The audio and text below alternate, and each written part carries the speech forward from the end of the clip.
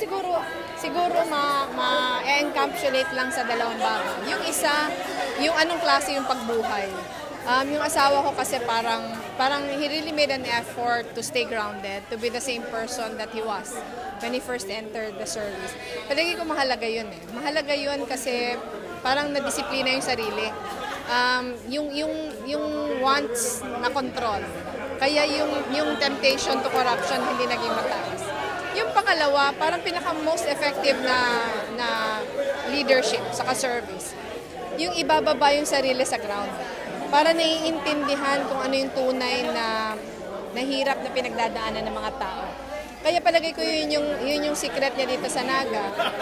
Yung kanya mga programa naging effective kasi sumasagot ito sa tunay na mga pangangailangan ng tao.